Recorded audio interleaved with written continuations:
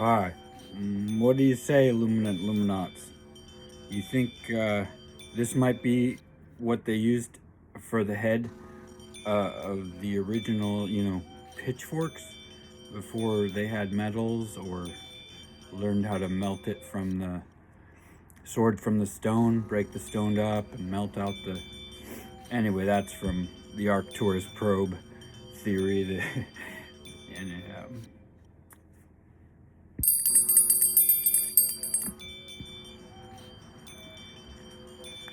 we're going to start with pulling one card from the Sacred Rebels deck Oracle here. And we'll just see what we come out with for today.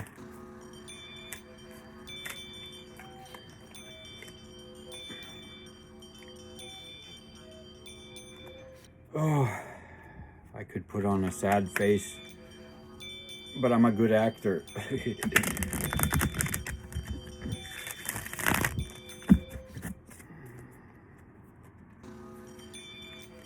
I was taught when I was at the poker table, when they would locally gather and play poker, that when you're taking turn as the dealer, you shuffle the cards 3 times, interspersed with 2 sections of doing this in between the 3, and then you put the deck on the table and have another player cut the deck in half, and then you fold it back on top and start dealing out the cards. But tarot is not sort of the same, because the audience is, you don't have that unless you're in person with somebody, I imagine, it's like, anyway, so that's my history with cards. Oh, and the first time I had a card reading was a 52 card deck, playing card deck, that was a Czechoslovakian deck, so it was my great aunt Yarm on my dad's mom's sister's side, and she gave that side of it was like their mother Bubby. Anyway, so yeah, all sisters from escaping Czechoslovakia.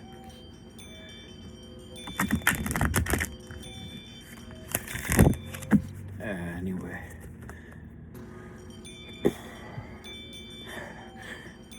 history. Okay, so that's enough shuffling, and the card we've got is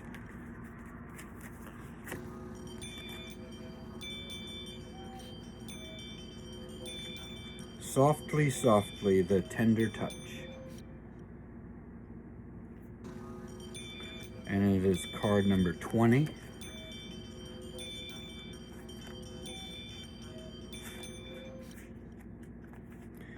These are kind of lengthy. Let's see. Okay. Softly, softly, the tender touch. The feminine wisdom of gentleness can assist you now. When you are at a point in life where we want to attain greater things, but don't necessarily have a proportionally greater supply of energy at our disposal, it is a time to work smarter rather than harder. This is the way of feminine wisdom. However, a cultural ignorance of the feminine way currently prevails. We are generally taught that the more force we use, more we try to make things happen, the more we will achieve. The feminine way is not about force, nor is it about driving, striving, pushing, or grabbing at what we can in order to create. It is about inviting what we wish for to come into the space we have provided for it, internally and in our lives. This method cultivates more energy, causes less stress, and attracts what is desired. It is manifestation by invitation rather than by will or force. Pick your poison. Sorry. There is an old story that the sun and the wind were debating about who was more powerful. After boasting about their powers, they made a wager. A man walked down the street with a coat on. The wind and the sun decided that whomever could force the coat off the man was the most powerful. The wind began demonstrating its impressive power. It blew and caught underneath the coat, pulling it and nearly ripping it right off the man. But the man wrapped his coat around himself more tightly to protect himself against the force of the wind. Eventually, perhaps temporarily out of puff, the wind gave up. The sun took over. He shone down, or she, becoming brighter and brighter until man slipped off his coat, slung it over his shoulder, and walked down the street, quite possibly wondering what was happening with the weather that day. The wind attempted to do by force what the sun was able to do by being. You are being asked to surrender your forcefulness, your determination, your intense activity, even if just for this moment. Does this mean that you have to surrender the goals you have or were chasing through those endeavors? Certainly not. This is not about letting go of achievement. It is about understanding the process of manifestation in a more intelligent way. There is a way of creating that gives you energy and doesn't leave you utterly worn out. It is about allowing what you want to come to you. Be yourself absolutely, naturally, and with ease. Shine your light and allow your presence to invite that which you wish to receive. It is about cultivating an energetic affinity with what you seek, rather than feelings of lack and need. Do you see the subtle but important difference? To feel that you are already a naturally abundant being who gratefully invites more of what you want into your life is rather different to feeling lack, fear, or wishing your world would change. It is a bit like dressing for the job you want, even if it is not yet the job you have. You energetically embody what you wish to attract more into your life. Like attracts like.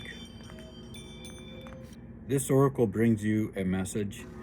You don't need to push quite so hard to receive what is naturally coming to you. Your push comes from a state of uncertainty over whether or not you will succeed. You need to relax and have more faith in yourself. All things come in time, rightfully and according to a great loving wisdom. You are not immune to this. You shall have your time and shine too. Rebel against any force of fear within you or around you that tells you otherwise. It is okay to become softer, to feel energy of what you wish to attract into your life, to act as much as you can, as though it is already that way. You are not fantasizing or daydreaming or failing to live in the real world. If you do this, you are actually working with the feminine art of manifestation through gentle beingness and attraction. As you soften into becoming what you are seeking, what you wish for will not be able to resist your shining, inviting presence. This oracle also comes with a special message that you have been working very, very, very hard. You have learned much and accomplished much, but it is now time to change your approach. Let go of any force in your approach to creation now. Everything serves a purpose, and learning the benefits and limitations of more forceful way of manifestation through effort and willpower was a useful lesson. However, if you were to continue with that approach, it would stop working for you because you are now beginning to create on a far greater scale that is beyond what an individual can manifest through willpower alone. You are individually creating through your healing and art, but also contributing globally to new consciousness through your own spiritual growth. You are part of a global healing manifestation process. You are, through your way of being in the world, helping to birth a new awareness. This new way will heal the human heart and bring it back into balance with nature. This is essential for human soul to survive, flourish, and to cooperatively nurture the earth rather than destroy her natural resources. You may or may not be consciously aware of the extent to which this new way of manifesting through receiving rather than taking can actually help all of humanity. But nonetheless, it is playing an important role in greater human evolution. It is the power of attraction, of magnetism, rather than the striving and force that will replenish your energy and restore your body, mind, and heart after your struggle. This change in approach will encourage the shift from head to heart that is essential for your individual well-being and for the greater human evolution. You need to heal so that you can help the world to heal. Does this give you absolute permission now, in your own mind, to take an easier approach to your sacred, rebellious, creative manifestation? Healing process. Say aloud, I shine like the sun, radiant with grace, and all that I desire comes to me according to perfect timing. I relax, believe, and receive. Through unconditional love, this is now so. To our resplendent joys for bliss. Okay. Well, that's a good card.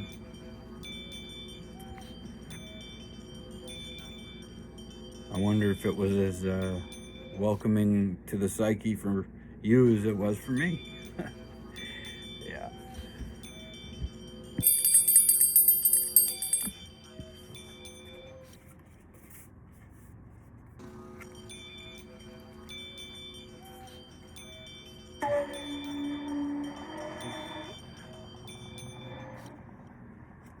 It's not easy.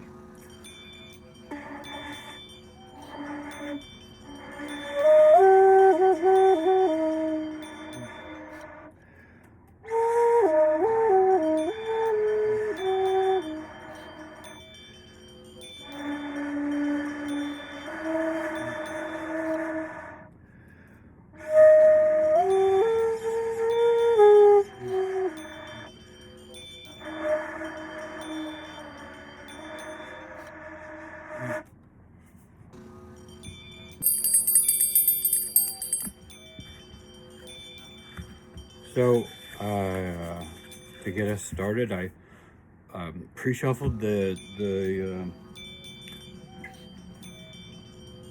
Tarot of the Divine deck, and for 3 cards, the first one representing the past, the second one representative of the pre-saint, and the third one representative of our future.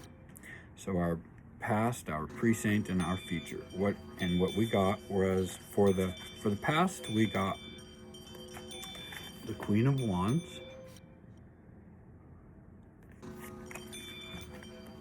And who we have is a Hawaiian deity. The Queen of Wands represents a fiery force, the volcano goddess. Pele's rages can be destructive, but her blessings are just as powerful. She is the creativity of dance, the nourishment of rich soil, and the chaotic forces of an explosion. In the upright, we had optimism, independence, confidence, passion, and verve. Boy howdy, we've had some verve, haven't we? Okay, well that's a good card for our past. What do we have for the pre-saint here?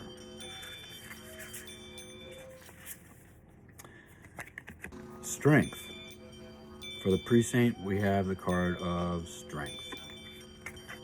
Or present pre-saint, whatever. It's a Scotland fairy tale from Scotland. The strength card is about willpower and determination, focus, persistence, and the ability to confidently stare any challenge in the face and overcome it. This is not physical strength, but a purity of heart and purpose. And Tam Lin is the name of the Scottish fairy tale. Tamlin. Tam Lin. And I might look that up after this. For the present pre-saint here, we have courage, conviction, control, determination, and patience. The virtue of all martyred. All right, that's good. And for the future, what do we have? For the future, we have, how fitting, the Fool.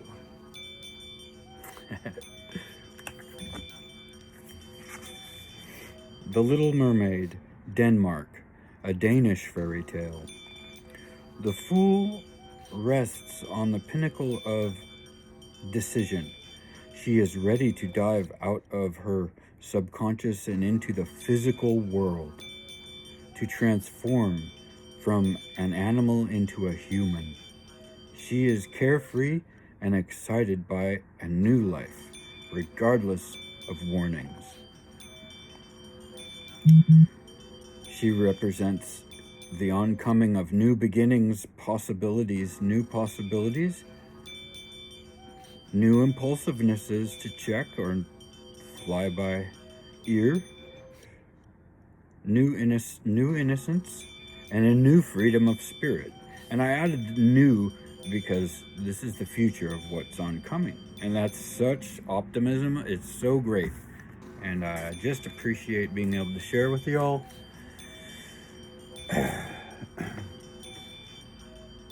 And I like all I'm subscribed to for the most part, even when it tests my mettle.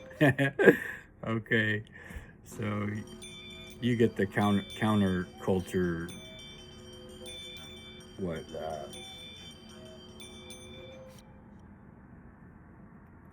I'll just go back to my silent evangelism here.